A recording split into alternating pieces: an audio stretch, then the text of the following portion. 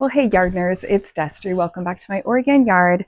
Today we're going to be going out to the greenhouse and I'm going to be giving you a tour of what I have kind of over summering in the greenhouse for this 2025 summer season. I've got some beautiful potted things. I've got just a lot of things drying and hanging. And so I thought I would just give you guys a quick tour. So this is my greenhouse and it is kind of a long and skinny greenhouse. It kind of goes along this long kind of L shape of our property. And we do have a shade cloth on it right now and we do cover it for the winter and we heat it with just a small heater, greenhouse heater, nothing super special. So anyway, it's kind of fun to see what's going on in there in the summer because the summer greenhouse is very different than a winter greenhouse and different than a fall or a spring greenhouse. So let's go take a look around inside. All right, so I thought we'd do a quick tour of the greenhouse here in August. You can see I've got a lot of things drying and hanging to dry. So I thought I would just give you a quick tour and show you what I've got drying in the greenhouse. So first thing is something I just harvested. These are just some purple dahlias. You can start to see what that one looks like there as it starts to dry. It'll deepen in color. This is scabiosa. This is a pincushion flower. And you can see some of the seed pod heads are really interesting and beautiful. So like, look at that one there, is kind of cool. This is some dahlias. So you can kind of see there how they're drying. I've done a lot of this gomphrena this year. I've got a couple different colors. That's one of them. We've got some straw flower here and some celosia. And then some of it might be on repeat, but like look at that celosia there. It's like bright, colorful. This is the blooms off my Dusty Miller. So I really like working with that too. More straw flowers here, here. Got a few more down here, and then yeah, it just keeps going. Straw flower, straw flower. So on the other side, I've got some lisianthus.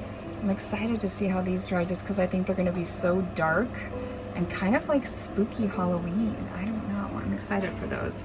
And some of these darker colored ball dahlias. I'm really excited about these as well. These deep purples are really pretty. This is a little bit more of the yarrow, so that's drying. I'm sorry, not yarrow, that's the status that's drying there. And then coming back this way, a couple more dahlias I'm experimenting with. I like this one with the, it's dark and it has like an orange center to it. Again, thinking about crafting and you know what I might use these for.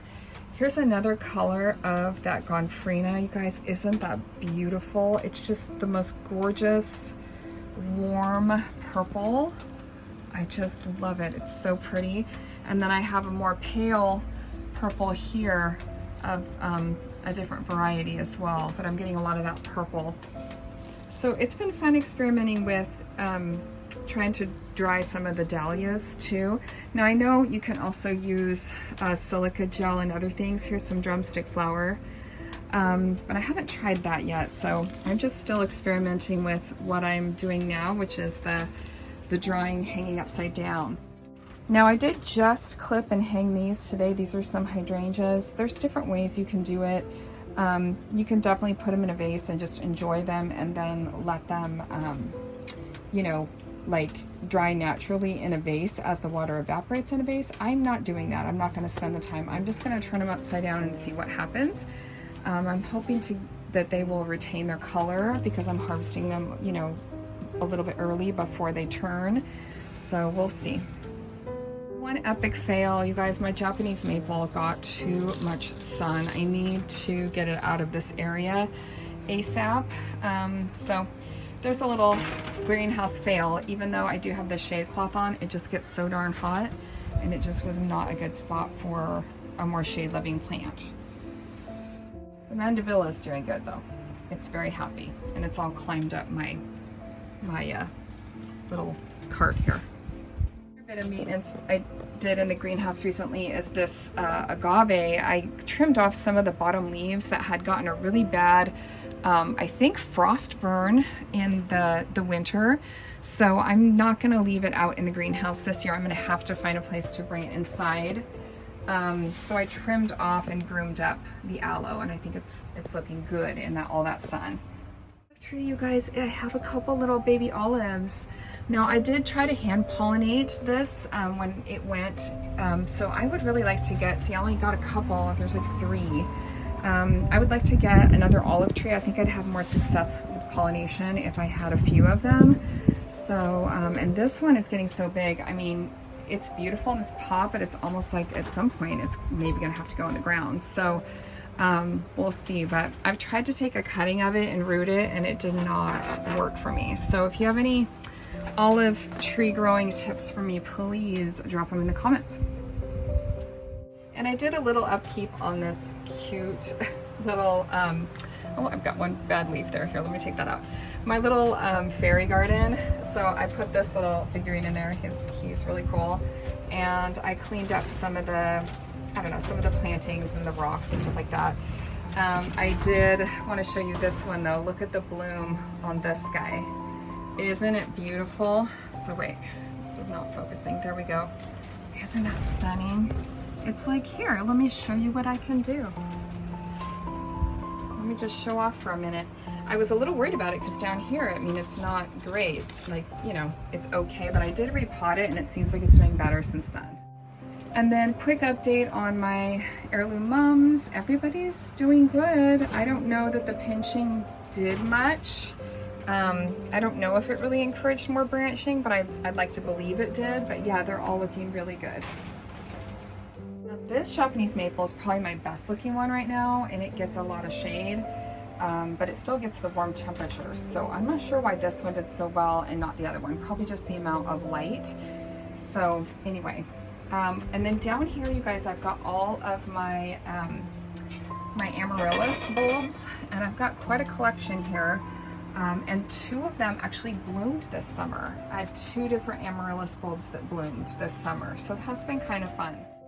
I've got a really pretty elephant ear here. That one's a new one. And then some succulent containers. Got some fun things here. These are a fun seedling I'll tell you about another time. But yeah. I got my little frog back there. And then I've got my like junk cart. I mean, it's cuter on the top. It's got my beach towel on it, but then like down here, it's a Hot Mess Express. So don't look at my hot mess. It is what it is. Let's look at the pretty stuff. Here's another aloe. So this one, again, it's getting quite a bit of heat. But I think it's doing all right. And then my planters over here are looking great. I've got one there that's kind of a succulent arrangement, a couple jades. I've got a little terrarium with some stuff in it there. Here's another one of those. This one's not doing as well. That's another aloe. This one is putting on a bloom though, and it looks really good. Look at the rosette there, 3 blooms. So that one's looking great. This jade is looking great. And then I've got just a few cuttings here of some geraniums. And then outside the greenhouse, we have a celosia I just bought. I thought it was so pretty, and I just potted it up. And then I got, I have my 2, they're a mini spruce standard. So I have one on either side of the greenhouse. So I'm really enjoying those. Those are new this season. I've got a mixed container back there. It's doing okay. I wouldn't say it's doing great. There's a geranium in there. This one is doing really good though, and I don't have the tag for it, but I like the color on it. It's kind of different. Got my whirly twirly grass, and then of course my green stalk is doing pretty good. I have 2 mint kind of plants I need to pull out, but I do have the strawberries to replace them, and then the whole thing will be strawberries. So that'll be kind of nice. And then over here, I've got a little hanging basket that's kind of in recovery mode. I don't know. I'm like, it's hard to give up on it, but I think it might be time. And then this one, oh, this is the flowering maple. That's what there is on the other side over there too. That's a red flowering maple. This one is yellow, and it does seem to have some blooms on it, some buds. So I'm trying to keep it watered.